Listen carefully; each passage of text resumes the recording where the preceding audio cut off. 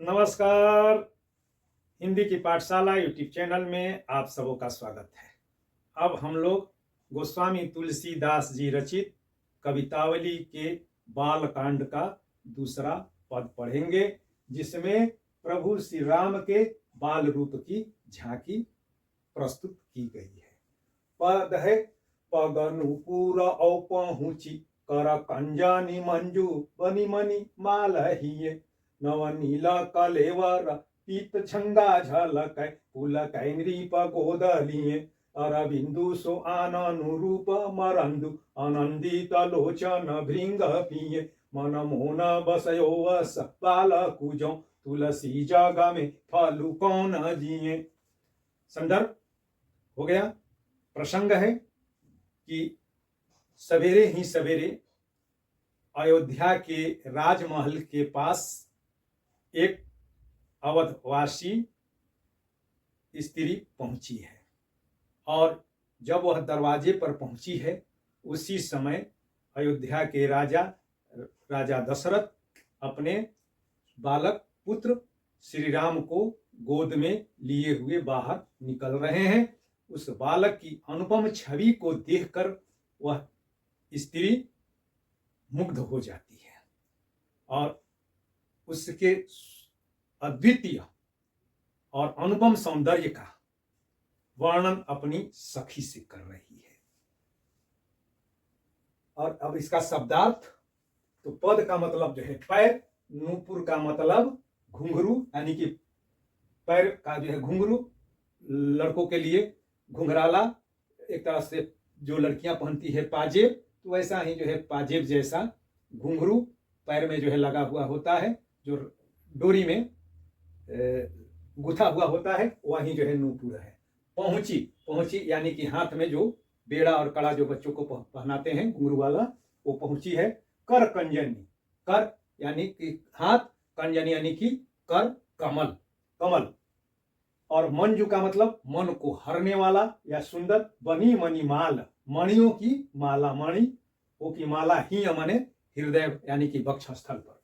नवनील, नव का मतलब नया, अनिल का मतलब श्याम, सांवला, यानी कि राम का शरीर सांवला है। कलेवर, कलेवर यानी कि शरीर।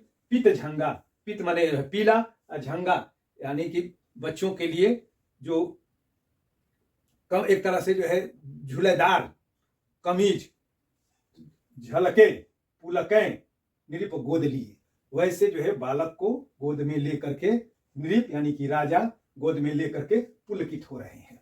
अरबिंदु सुआनंद, अरबिंदु का मतलब जो होता है कमल जैसा, आनंद यानी कि जो है मुखड़ा, रूप मरंदु, और रूप रूपी मरंदु का मतलब होता है मकरंद यानी कि पराग। आनंदित लोचन, भृंग पिए, लोचन यानी कि आंख, रूपी भौरे क्या है, रूप रूपी मकरंद का पान किए हुए हैं।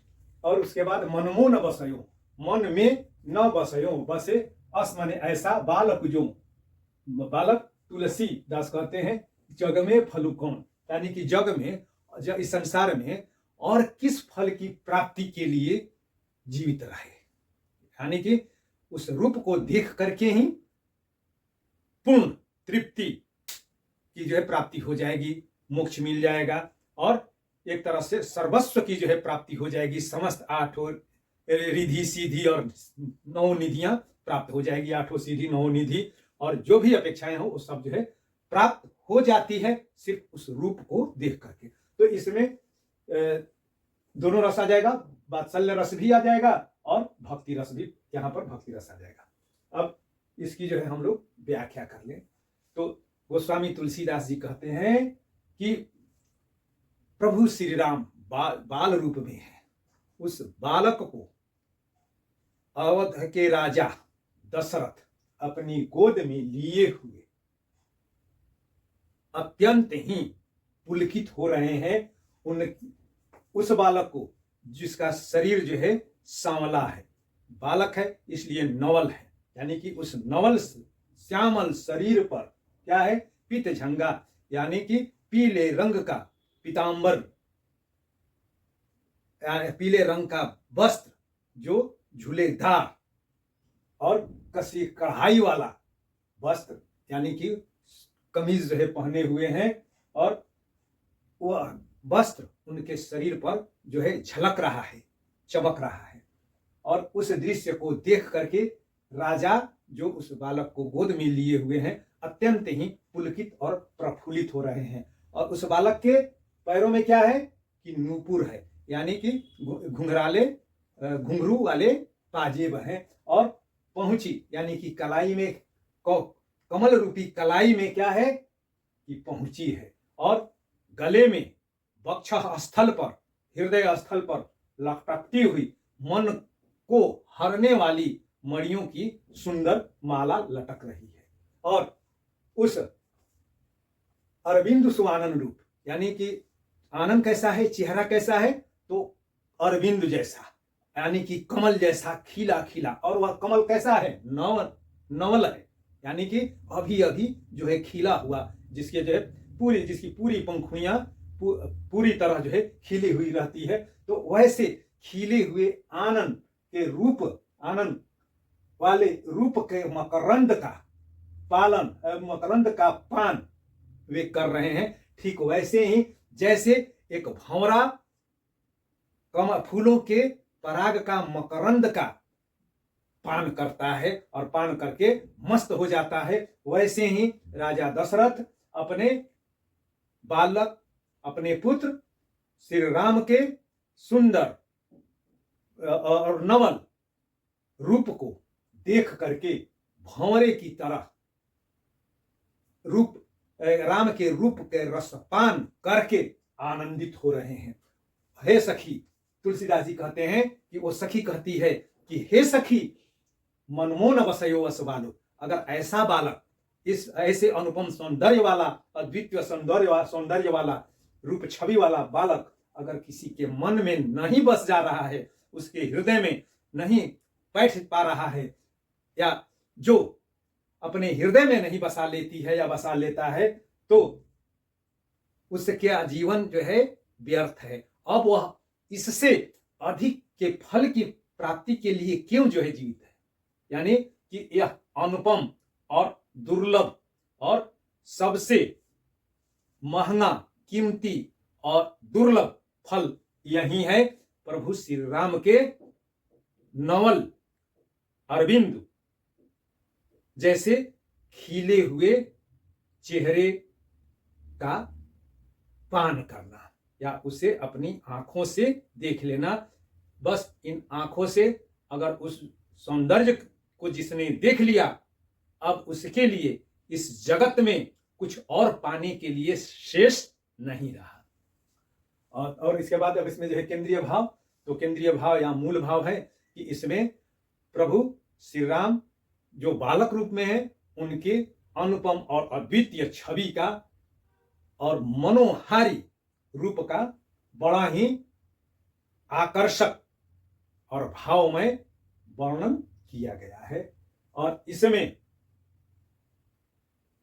वात्सल्य रस के साथ साथ भक्ति रस की भी धारा प्रवाहित हो रही है।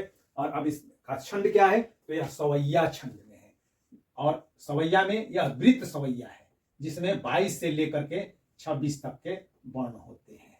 और उसके बाद क्या है कि अलंकार भाषा, तो ब्रज भाषा है, और ब्रज भाषा कैसी है, लालित्यपूर्ण है। अब अलंकार इसमें तो चूंकि यह गेय भी है, और गेयता के लिए तुकबंदी की गई है, और जब तुकबंदी होती है तो उसको अंत्यानुप्रास कहते हैं। तो इसमें अंत्यानुप्रास है, और अंत्यानुप्रास के साथ साथ इसमें और कौन सा अलंकार है कि उपमा अलंकार है।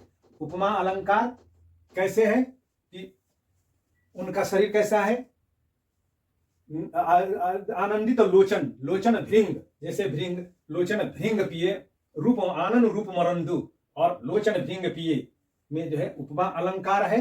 और उसके बाद आनंद रूप मरंदु अरविंदु सुआनंद, रूप मरंद अरविंदु सुआनंद में उपमा मरंदु लोचन भृंग पिए, लोचन रूपी जो है भृंग जो है पी रहा है। और उसके बाद इसमें छेकानुप्रास अलंकार भी है। छेकानुप्रास अलंकार किसे कहते हैं, जिसमें एक ही वर्ण की 2-2 बार आवृत्ति होती है। तो झ और झ की जो है आवृत्ति हुई है। कर कंजनी मनमो अरविंद स्वानंद रूप अमरंदु आनंद लोचन लिंग पिए जगन तुलसी जग में अस बालक। तो झ की जो है 2 बार आवृत्ति होने के कारण इसमें 6 का अनुप्रास अलंकार है।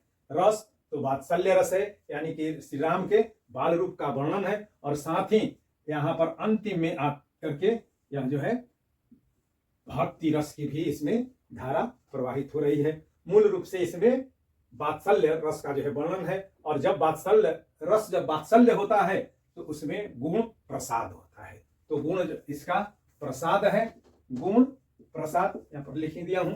और रीति इसकी पांचाली है और वृत्ति कोमला है।